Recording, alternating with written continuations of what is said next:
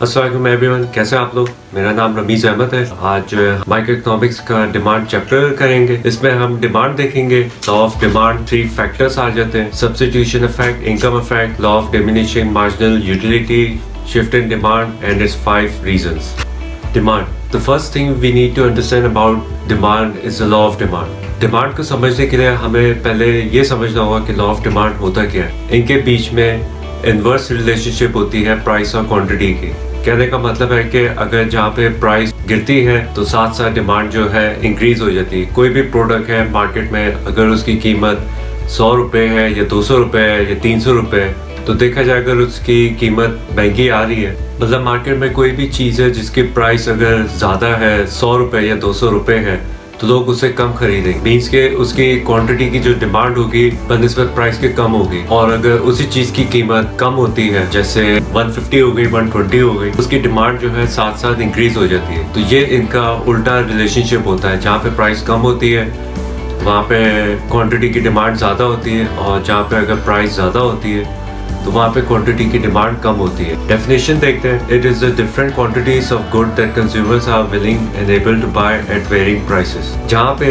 मुख्तलिफ quantities goods की consumer willing करते हैं और उनकी बाय करने की कैपेसिटी होती है किसी भी कीमत पे। और डिमांड जो है बेस करता है नीड्स और वांट्स पे और एबिलिटी टू पे। इसमें 2 चीजें आ जाती हैं, एक प्राइस आ जाता है और एक क्वांटिटी डिमांडेड आ जाती है। प्राइस क्या चीज है? When the buyer pays for a unit of specific good और service, it's called price. Consumer या कस्टमर कोई भी यूनिट को या सर्विसेज को अवेल करने के लिए उसकी जो कीमत देता है या उसके जो पैसे देता है, उसे हम प्राइस कहते हैं उस यूनिट की।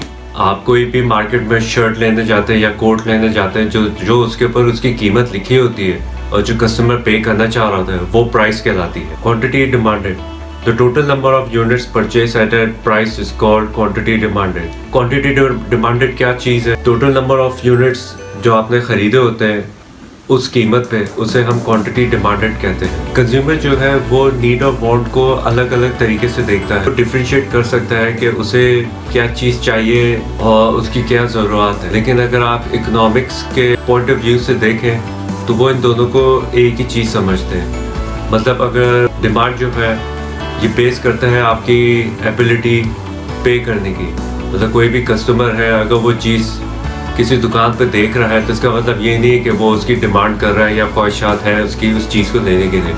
अगर उसके पास पैसे हैं या विलिंगनेस है या वो पैसे दे सकता है, अफोर्ड कर सकता है, चाहे वो कैश की सूरत में करे या क्रेडिट कार्ड पे दे या चेक के उसकी पेमेंट करे, वो उसकी डिज़ायर शो करती है कि वो उस चीज़ को ख़रीदना चाहता है। अगर आप नहीं खरीद सकते तो फिर वहाँ पे इफेक्टिव डिमांड नहीं है। When economics talk about demand, they mean the relationship between a range of prices and the quantities demanded at those prices. Economics अगर डिमांड की बात करते हैं तो वो रिलेशनशिप के बारे में कह रहे होते हैं जो मुख्तलिफ प्राइसेस की होती हैं और क्वांटिटीज उन मुख्तलिफ प्राइसेस पे डिमांड की जाती है। When economics talk about quantity demanded, they mean only a certain point on the demand curve or one quantity on the demand schedule. In short, demand refers to the curve and quantity demanded refers to a specific point on the curve. जब economics quantity demanded की बात करते हैं तो जो graph के ऊपर demand curve बना हुआ होता है उस पे जो पॉइंट्स लगे हुए होते हैं वो पॉइंट्स रिप्रेजेंट कर रहे होते हैं कि इस पॉइंट के ऊपर इतनी क्वांटिटी इस प्राइस पे होगी। अगर मैं इसको सिंपल अल्फाजों में कहूँ, डिमांड जो है कर्व से मुतालिक होता है और क्वांटिटी डिमांडेड होती है वो एक स्पेसिफिक पॉइंट के ऊपर बात हो रही होती है जो ग्राफ के ऊपर स्पॉट होता है। Law of demand, it's an inverse relationship between price and quantity demanded. जैसे मैंने आपको स्टार्ट में बताया था कि लॉ ऑफ डिमांड क्या चीज है। लॉ ऑफ डिमांड जो है इनका प्राइस और क्वांटिटी की जो रिलेशनशिप होती है उसके बारे में डिस्कस कर रहा होता है। जैसे अगर आप किसी चीज की मार्केट में प्राइस, कोई भी चीज मार्केट में है उसकी प्राइस अगर 100 रुपए है तो लोग जो है उसकी क्वांटिटी कम डिमांड करेंगे क्योंकि वो चीज एक तरह से महंगी समझी जा रही है। और अगर वही चीज डिस्काउंट हो के 100 से नीचे आ जाती है, जैसे 80 हो गए या 75 हो गए, तो लोग जो है उस प्रोडक्ट को खरीदने की फिर एक नहीं बल्कि एक से ज्यादा लेना चाहते हैं क्योंकि उनको एक डिस्काउंट फैक्टर नजर आ रहा होता है। अगर प्राइस बढ़ेगी तो क्वांटिटी की डिमांड कम होगी और अगर प्राइस कम होगी तो क्वांटिटी की डिमांड ज्यादा होगी। ये उल्टा रिलेशनशिप है प्राइस और क्वांटिटी में जो लॉ ऑफ डिमांड कहता है। डिमांड कर्व हमेशा डाउनवर्ड स्लोपिंग होता है जो ग्राफ के ऊपर प्लॉट होता है। अगर आप स्लाइड के ऊपर देखें, जहाँ पे एक चीज की वैल्यू 3 रुपए थी, तो वहाँ पे कंज्यूमर सिर्फ एक क्वांटिटी डिमांड करता था या एक क्वांटिटी उसकी खरीदता है। जहाँ पे उसकी 2.5 होती है, उसकी डिमांड जो है 2 हो जाती है। साथ साथ जैसे आप देखें पॉइंट डी पे वैल्यू अगर उसकी 2 रुपीज है, तो वहाँ पे थोड़ी सी ज्यादा जो है क्वांटिटी इंक्रीज हो जाती है 2 और 3 के बीच में। उसी तरह जैसे जैसे कीमत कम होती है तो क्वांटिटी की डिमांड बढ़ती जाती है। और इसका जो डायग्राम है ग्राफ के ऊपर, वो हमेशा डाउनवर्ड स्लोपिंग आता है, मतलब ऊपर से नीचे आता है। अब क्वेश्चन ये रेज होता है कि डिमांड का स्लोप हमेशा डाउनवर्ड स्लोपिंग क्यों है? तो इसके 3 रीजन है जिसकी वजह से ये स्लोप डाउनवर्ड आता है। पहला है सब्स्टिट्यूशन इफेक्ट, दूसरा है इनकम इफेक्ट, तीसरा है law of diminishing marginal utility. Substitution effect: when the price goes up of a product, people buy less of those and go buy substitute goods instead. And when the price goes down of the product, then people go back to buying that product because the substitute towards this product away from another substitute. Substitute effect क्या चीज है कि जहाँ पे अगर चीज की कीमत बढ़ती है, जैसे आप कोई सी भी टूथपेस्ट या टूथब्रश यूज कर रहे हैं या कोई सा भी सोप यूज कर रहे हैं, अगर उस सोप की कीमत बढ़ती है तो उसका जो सब्स्टिट्यूट या मिलता जुलता सोप है, कोई दूसरा ब्रांड बना के बेच रहा हो जिसमें वही सेम फ्रेगनेंस हो, सेम अफेक्ट हो, सेम स्किन के हिसाब से हो, तो लोग उस तरफ शिफ्ट हो जाते हैं, उस चीज को छोड़ के जो पहले ले रहे होते हैं। और जैसे ही उस प्रोडक्ट की कीमत कम हो जाती है, तो जो लोग सब्स्टिट्यूट गुड ले रहे होते हैं या जो उससे मिलती जुलती चीज ले रहे होते हैं, वो उसे खरीदना छोड़ देते हैं और वापस उसी चीज पे आ जाते हैं जो वो पहले ले रहे होते हैं। वजह क्या है कि ये एक चीज को छोड़ के दूसरी चीज पे आते हैं, क्योंकि जो पहले चीज वो खरीद रहे होते हैं वो उसके यूज टू होते हैं। लेकिन जैसे ही उस चीज की कीमत बढ़ती है तो लोग फिर उससे मिलती जुलती चीज ढूंढना शुरू करते थे कि नहीं, ये चीज अब महंगी हो गई है, मैं अफोर्ड नहीं कर सकता, तो फिर मैं उसी से मिलती जुलती चीज वही लेता हूँ जो दूसरे ब्रांड की चीजें इस्तेमाल करने के बाद रिजल्ट आता है। तो जो चीज पहले ले रहे थे वो महंगी होने की वजह से हम दूसरी चीज लेते हैं, लेकिन जब वही चीज की कीमत अगर कम हो जाती है तो हम उसका सब्स्टिट्यूट को छोड़ के वापस उसी चीज पे आ जाते, तो ये कहलाता है substitution effect. Income effect: when the price goes up, people then do buy those products because their income stays the same but the purchasing power gets affected. When the price goes down, then we do buy more things than before because our purchasing power has increased. Income effect में ये देखा जाता है अगर किसी चीज की कीमत बढ़ती है तो हम उस चीज को खरीदना छोड़ देते हैं। वजह क्या है? चीज की कीमत बढ़ तो रही है लेकिन आपकी इनकम जो है वो नहीं बढ़ रही, वो वही वही है। आप जैसे महीने का 10 या 20 हजार या 25 हजार रुपए कमा रहे हैं, जो आप घर के लिए चीजें खरीद के लाते हैं या अपने लिए चीजें लेते हैं, उनकी कीमत अगर बढ़ जाती है तो आप सारी चीजें लेना छोड़ नहीं देते, आप फिर चीजें कम लेना शुरू कर देते हैं। वजह यह है कि चीजों की कीमतें बढ़ जाती है, महंगी हो तो जाती है, लेकिन जो आपकी जो इनकम है वो वही की वही स्टेबल रहती है, वो इंक्रीज नहीं होती। तो इनकम इफेक्ट जो है हमें ये चीज समझाना चाह रहा है कि आपकी परचेजिंग पावर जो है वो इंक्रीज नहीं होती, लेकिन जो चीजों की कीमतें हैं वो बढ़ जाती। Law of diminishing marginal utility: this means you get less and less satisfaction when you consume more and more of a product. मतलब कि कोई भी आपने जैसे नई गाड़ी ली है और आपकी ख्वाहिश होती है कि हाँ मैं इसको रोजाना जो है इसमें घूमूं फिरूं और मैं उसको एंजॉय करूं, क्योंकि उसमें आपको कम से कम सेटिस्फेक्शन मिल रही होती है आप जितना उस प्रोडक्ट को ज्यादा इस्तेमाल कर रहे होते हो। आप गाड़ी लेके निकले होते हो और आप पूरा दिन उसे घुमा रहे होते हो ताकि आपकी जो अंदर सेटिस्फेक्शन है वो फुलफिल हो। A shift in demand curve happens when the whole demand curve moves to right or left. Shift in demand क्या चीज है? डिमांड के ग्राफ के ऊपर जो स्लोप बनी हुई होती है उसकी मूवमेंट अगर लेफ्ट एंड राइट हो रही हो उसे हम शिफ्ट एंड डिमांड कहते हैं। ये लेफ्ट एंड राइट क्यों हो रही होती है? If you buy more it moves to the right, if you buy less it moves to the left. मतलब आप कोई भी चीज ज्यादा खरीद रहे हो या कस्टमर या कंज्यूमर है वो कोई भी चीज XYZ खरीद रहा है, मतलब कस्टमर को कोई भी चीज पसंद आ गई है, कोई भी कोट जैसे मार्केट में इन हुआ है जिसका स्टाइल बहुत अच्छा है, तो उसको जितना ज्यादा से ज्यादा खरीदेगा उसे हम कहते हैं शिफ्ट इन डिमांड। मतलब ग्राफ के ऊपर स्लोप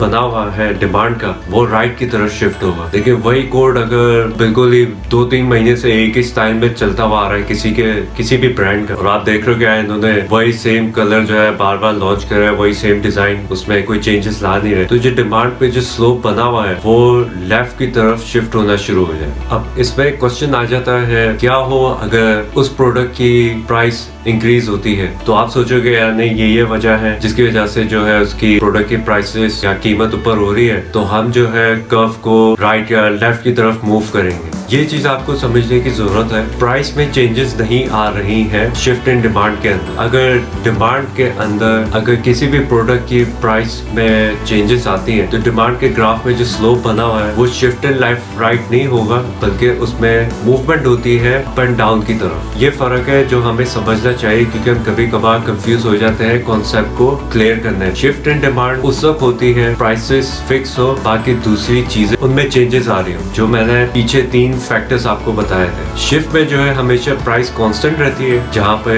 दूसरे फैक्टर जिसकी वजह से कर्व को लेफ्ट और राइट मूव होना होता है उनमें चेंजेस आती है। ये फर्क है change in quantity demanded and change in demand. Shift in demand के अंदर शिफ्टिंग क्यों होती है, इसमें 5 रीजंस आ जाते हैं बिसाइड्स प्राइस के। वो 5 रीजंस ये हैं: taste, number of consumers, price related goods, income or expectations. Price related goods is a demand curve that of one product can be affected by a change in the price of another related product. कोई भी एक product जिसकी price में अगर changes आती हैं तो उससे रिलेटेड जो दूसरा प्रोडक्ट है उस पे भी उस चीज का इफेक्ट जाता है, चाहे उसकी प्राइस में चेंजेस हो या ना हो। प्राइस रिलेटेड प्रोडक्ट्स में 2 कैटेगरीज आ जाती हैं, एक सब्स्टिट्यूट प्रोडक्ट्स आ जाता है, दूसरा कॉम्प्लीमेंट प्रोडक्ट्स आ जाता है। सब्स्टिट्यूट प्रोडक्ट्स क्या है? If a fall in the price of one product causes a fall in the quantity demanded of another product, 2 products are said to be substitutes. कोई भी product है अगर उसकी कीमत गिरती है या उसमें डिस्काउंट होता है या किसी भी वजह से उसकी प्राइस में कमी आती है, वो साथ साथ दूसरे को भी अफेक्ट करती है, ये कहलाते हैं सब्स्टिट्यूट प्रोडक्ट। कोई भी प्रोडक्ट जैसे मक्खन हो गया या मार्जिन हो गया, अगर किसी भी एक प्रोडक्ट की प्राइस में कमी होती है, वही अफेक्ट जो है दूसरे प्रोडक्ट की डिमांड में भी फर्क आता है। जैसे 2 गुड्स हो गई, बटर और मार्जिन हो गया, अगर इन दोनों में से किसी की भी एक की कीमत में कमी या ज्यादा होती है, वो दूसरे प्रोडक्ट पे भी उसका असर जाता है। जैसे आप स्लाइड पे देखें, price of A goes up, demand of B goes up. अगर ए की प्राइस इंक्रीज होती है तो बी की भी डिमांड इंक्रीज हो जाती है, और ए की प्राइस अगर कम होती है तो बी की भी डिमांड जो है कम हो जाती है। Complement products. If a fall in the price of one commodity raises a demand for another, 2 products are said to be complements. किसी भी एक प्रोडक्ट की अगर प्राइस में कमी होती है तो वो दूसरे प्रोडक्ट की जो डिमांड होती है उसकी इंक्रीज हो जाती है। That is those products that are complement to be consumed together. जैसे अगर प्रोडक्ट ए है, उसकी प्राइस की मार्केट में वैल्यू इंक्रीज होती है तो दूसरा प्रोडक्ट जो है उसकी डिमांड गिर जाती है। जैसे कैमरा है, उसकी अगर कीमत बढ़ती है तो साथ साथ जो है उसमें जो कैमरे में रोल्स डलते हैं उसकी डिमांड कम हो जाती है, और अगर कैमरे की प्राइस डिक्रीज होती है तो जो रोल्स की जो डिमांड है वो इंक्रीज हो जाती है। ये प्रोडक्ट्स कहलाते हैं complement products. Change in income, change in income can affect the demand curve for a product. मतलब आपकी जो इनकम है उसके हिसाब से किसी भी प्रोडक्ट की डिमांड जो है कम और ज्यादा होती है। अगर आपकी ज्यादा इनकम है तो आप प्रोडक्ट की ज्यादा डिमांड करोगे, और आपकी कम इनकम है तो आप उस प्रोडक्ट की कम डिमांड करोगे। With income people might think that they are going to buy more, but that is not true. Reasons there are normal goods and inferior goods. लोग समझते हैं कि अगर किसी की इनकम ज्यादा है तो लोग ज्यादा से ज्यादा प्रोडक्ट्स खरीदेंगे, लेकिन ऐसा होता नहीं है। इसकी वजूहत है, कंज्यूमर या कस्टमर जो है वो 2 चीजें देखता है, एक तो नॉर्मल गुड्स हो गई और एक इंफीरियर गुड्स हो गई। नॉर्मल गुड्स क्या होती हैं?